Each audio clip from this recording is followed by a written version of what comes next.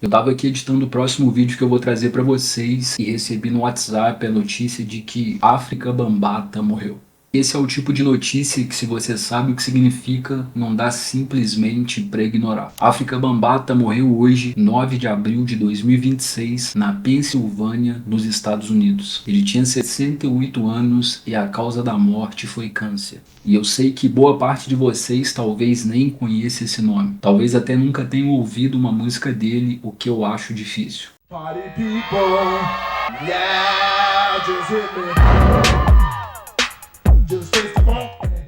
Talvez você esteja se perguntando por que um canal de música parou tudo para falar sobre alguém que não tá nas paradas há sei lá quantos anos. Mas a resposta é simples. Esse cara foi um dos arquitetos de uma das maiores culturas do século XX. E hoje essa arquitetura perdeu um de seus fundadores. Esse vídeo não vai ter aquela edição que normalmente eu faço e não vai ter um roteiro muito aprofundado, porque o intuito aqui é mais informar vocês e eu vou ser honesto com você. A história dele não é simples. Tem grandeza real e tem controvérsia séria. E eu vou citar essa controvérsia porque seria desonesto não fazer isso. Mas eu também quero deixar claro que é um assunto que merece um vídeo específico só para isso. E esse vídeo aqui é sobre o impacto, sobre o que fica e sobre porque hoje é um dia que a história do hip hop vai registrar. Eu sou o Fefeu, se você ainda não me conhece, seja muito bem-vindo ao W4 Docs. Para entender o que o Afrika Bambaataa fez, primeiro você precisa entender onde e quando ele fez.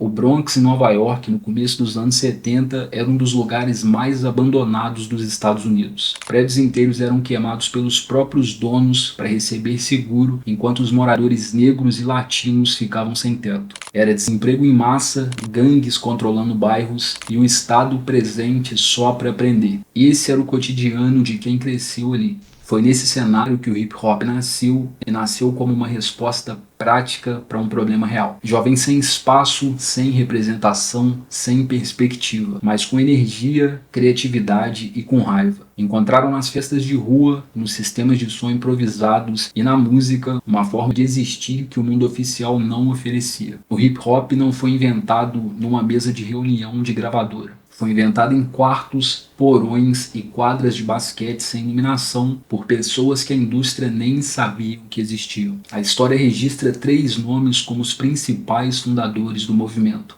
DJ Kool Herc, Grandmaster Flash e Afrika Bambaataa. DJ Kool Herc criou o breakbeat, a técnica de isolar e repetir as partes instrumentais dos discos para manter a pista dançando. Foi ele quem deu ritmo ao hip hop. Grandmaster Flash levou a arte do DJ ao nível técnico que ninguém havia alcançado antes. Mixagens precisas, manipulação criativa do vinil como instrumento. E Bambaataa fez algo diferente dos dois. Mais do que técnica, ele trouxe filosofia. Mas aguenta aí que eu já te explico como ele mudou tudo. Lance Taylor, o nome real de Bambaataa, cresceu no Bronx e foi membro dos Black Spades, uma das gangues mais violentas do bairro. Mas no início dos anos 70, depois de uma viagem à África e à Europa, ele teve uma mudança de direção que, na minha opinião, foi um dos momentos mais importantes da música popular. Ele decidiu usar a música para tirar jovens das gangues. Fundou a Universal Zulu Nation, uma organização que reunia DJs, MCs, b-boys e grafiteiros em torno de 5 princípios que ele chamava de elementos do hip hop: paz, unidade, amor,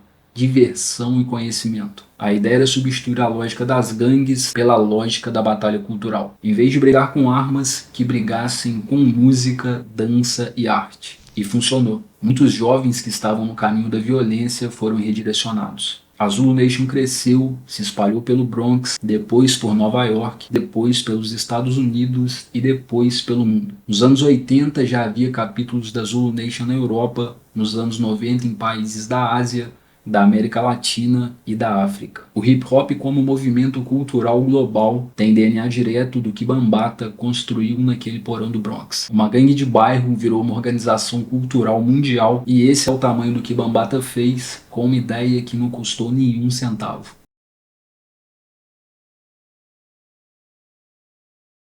Bambaataa e Soul Sonic Force lançaram Planet Rock. Certeza que você já ouviu esse som. Se liga.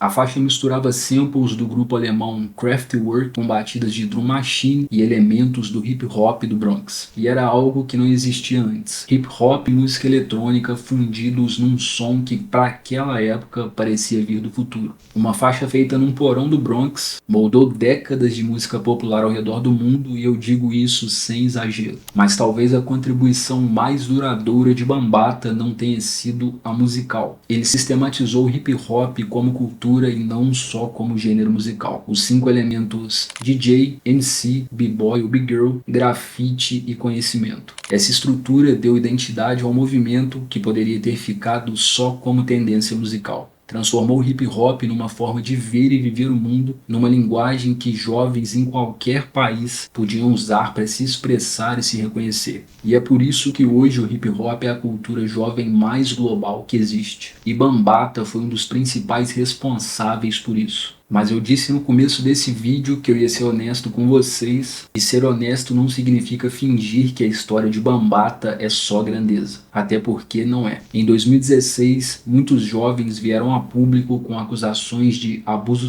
sexual contra Bambaataa. Relatos que envolviam menores de idade e que datavam de décadas atrás. A Zulu Nation se afastou dele e pediu sua saída da liderança, mas Bambaataa negou tudo. Em 2025, ele foi condenado civilmente num processo por abuso sexual e tráfico infantil, por revelia, porque ele não compareceu ao tribunal e nem respondeu ao processo. Essas informações são fatos documentados e fazem parte da história dele. E eu não vou aprofundar nisso agora, não porque não seja importante, até porque é muito importante, mas porque esse assunto merece um vídeo inteiro, feito com o cuidado e a pesquisa aprofundada que o tema exige. O que eu não vou fazer é fingir que essas acusações não existem, ou que a morte de Bambaataa apaga o que foi documentado.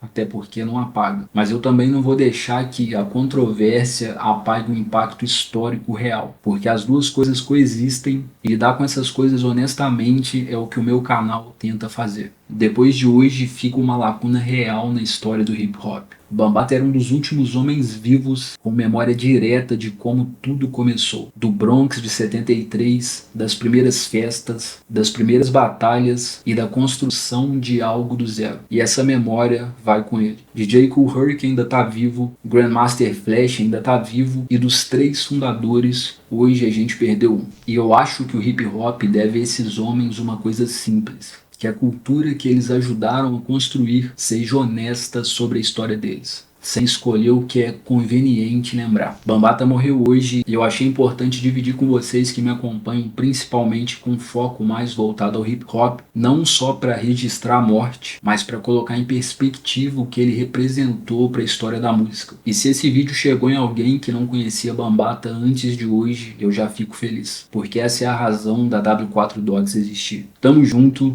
te vejo no próximo vídeo. Fechou?